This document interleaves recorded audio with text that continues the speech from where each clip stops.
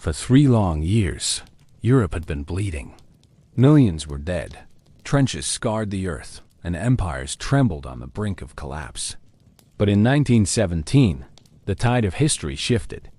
Across the Atlantic, America was rising, bringing fresh soldiers, unmatched resources, and the promise of victory. This is the story of how the United States arrived in Europe and changed World War I forever. Welcome back to our journey through the First World War. In this episode, we'll witness the moment America stepped onto the world stage. The Doughboys, the battles, the turning point.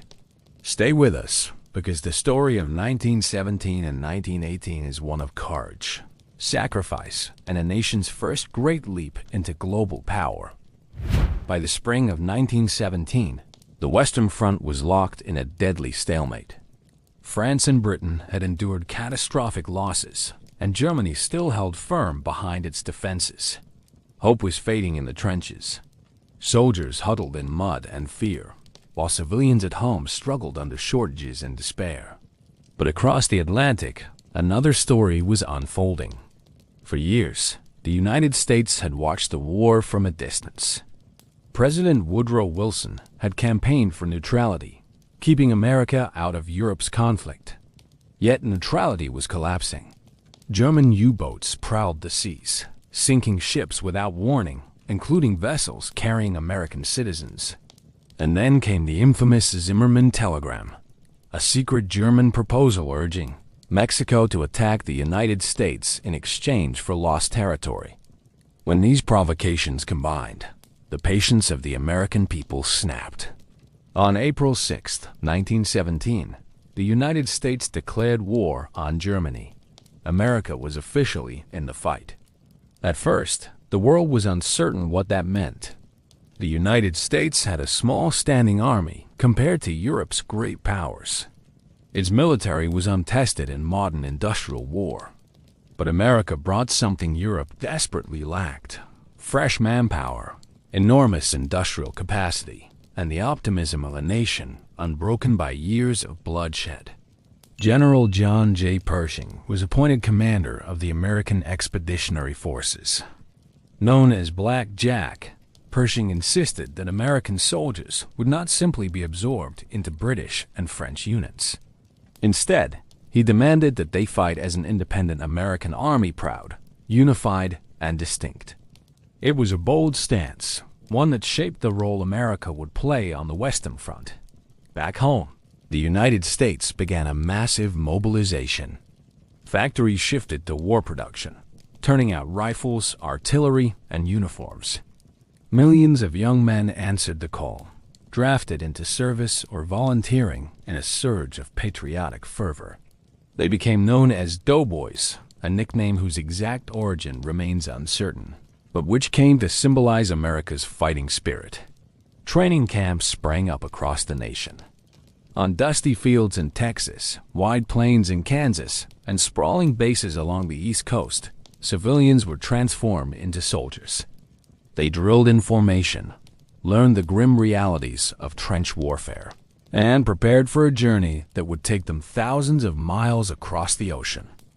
The first contingents of American troops arrived in France in June 1917. When they paraded through Paris, crowds lined the streets, cheering wildly. The French saw in these fresh-faced soldiers the promise of salvation. Marshal Ferdinand Foch, the French commander, declared with hope, "The Americans are here." But the reality of war came quickly. The first American units sent to the front faced harsh conditions: rain, mud, rats, and the constant thunder of artillery. They fought in quiet sectors at first, gaining experience under the guidance of their French allies. And then, as 1918 dawned, Germany prepared a final, desperate gamble. In the spring of 1918, with Russia collapsed and the Eastern Front closed, Germany shifted hundreds of thousands of troops westward. They launched a series of massive offensives, hoping to break the Allies before American strength could fully arrive. Waves of German stormtroopers surged across no man's land, driving deep into Allied lines. For a moment, it seemed the war might end with German victory. but the Americans were ready. Though still inexperienced, they brought energy, determination, and numbers. At the Battle of Cantigny in May 1918, American forces fought their first major offensive action. The town was small, but the significance was enormous. The Doughboys had held their ground and taken territory. The Allies, weary from years of losses, felt a surge of new hope. Meanwhile, more American soldiers poured into Europe every month, hundreds of thousands, then millions. By the summer of 1918, Pershing commanded a force so vast it could not be ignored. America's presence tilted the balance. The war that had once seemed endless was turning toward a conclusion. By June 1918, the German offensives had driven dangerously close to Paris. The French capital braced for the worst, but help was on the way. American divisions, still green but determined, were rushed into the line. One of the most legendary moments came at Belleau Wood. German troops had advanced through the Marne region, and the Allies desperately needed to hold the line. The U.S. Marines, alongside Army units, were ordered to stop them. What followed was savage, close quarters fighting in the tangled woods. Machine guns rattled, artillery shells exploded, and men charged through fields of wheat and mud. When French officers urged the Americans to retreat, Marine Captain Lloyd Williams gave a defiant reply that became immortal. "Retreat? Hell, we just got here." For 3 bloody weeks, the Marines fought tooth and nail. They endured heavy casualties, but their ferocity stunned both allies and enemies alike. At the end of the battle, Belleau Wood was secured. A German report described the Marines as Teufelshund, devil dogs, a nickname that the Marines embraced with pride.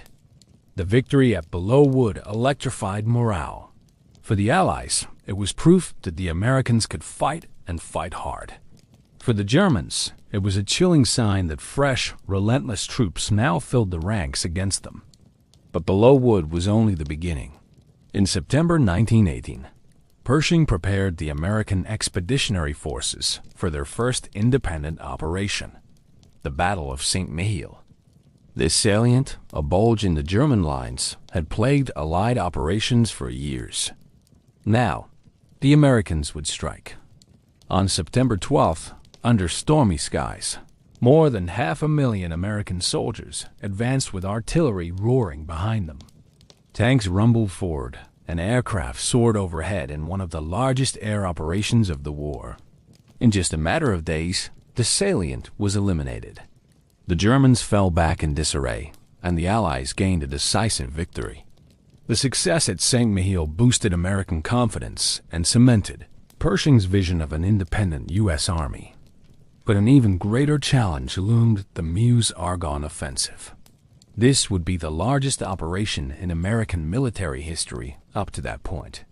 Beginning on September 26, 1918, more than 1.2 million American soldiers took part in a massive push along the Meuse River and through the dense Argonne forest. The terrain was unforgiving. Thick woods, steep ravines, and muddy fields made movement difficult. German defenses were strong, with barbed wire, concrete bunkers, and machine gun nests waiting for the attackers. The first days were brutal. Progress was slow. Casualties were high, and green American units struggled under the weight of relentless combat. Yet they pressed on. One remarkable story emerged from this offensive: the tale of the Lost Battalion. In early October, around 550 men of the 77th Division advanced too far and became cut off behind German lines. Surrounded, running low on food and ammunition, they refused to surrender. For nearly a week, they held out, suffering terrible losses. But their determination became a symbol of American grit. When relief finally arrived, fewer than 200 remained, but their stand inspired the nation. As October turned to November, the American forces ground forward. Town by town, ridge by ridge, they forced the Germans to retreat. The cost was staggering. Tens of thousands of Americans were killed or wounded, but their relentless advance shattered German resistance. By November 1918, the tide of war had fully turned. German morale was collapsing. Their allies were deserting them, and in Berlin, revolution loomed. The once mighty German Empire was breaking apart. On November 11, 1918, the guns finally fell silent. An armistice was signed. The Great War, the war that was supposed to end all wars, was over. When the armistice took effect on November 11, 1918, the world exhaled in relief. The thunder of artillery faded. Soldiers stepped out of trenches, staring at a silence many thought they'd never hear again. Across Europe, church bells rang, crowds flooded the streets, and weary nations celebrated the end of a nightmare. For the United States, victory came at a heavy cost. In just over a year of combat, more than 116,000 Americans had been killed and over 200,000 wounded. Families across the nation mourned sons, brothers, and fathers who never came home. Yet their sacrifice was not in vain. America had arrived late, but it arrived with strength, resolve, and a determination that helped secure Allied victory. The presence of fresh American troops gave France and Britain the hope they desperately needed, and gave Germany the certainty that they could not win. In every battle from Cantigny to Below Wood, from Saint-Mihiel to the Meuse-Argonne, the Doughboys proved that America could stand shoulder to shoulder with the great armies of the world. The war transformed the United States. No longer a distant observer, America had become a decisive power on the global stage. The world now recognized the United States not just as a nation of opportunity, but as a force that could shape the fate of continents. For the soldiers who returned home, the war was never forgotten.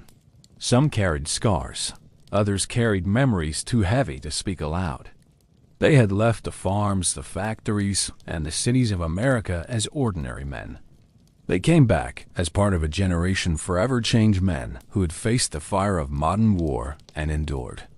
And for those who never returned, their names were carved into stone, honored in towns and cities across America.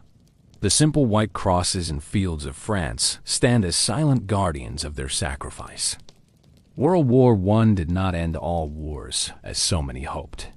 But in 1917 and 1918, America's entry tipped the balance, and its soldiers proved that when the world trembled, the United States could rise to meet the challenge.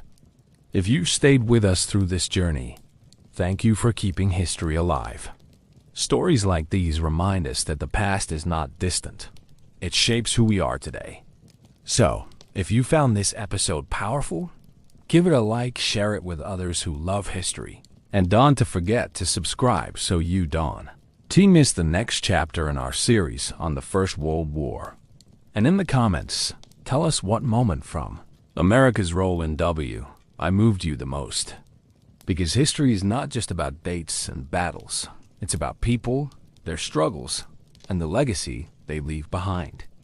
This has been the story of 1917 to 1918, the arrival of America's soldiers in Europe, and the moment they changed the course of history.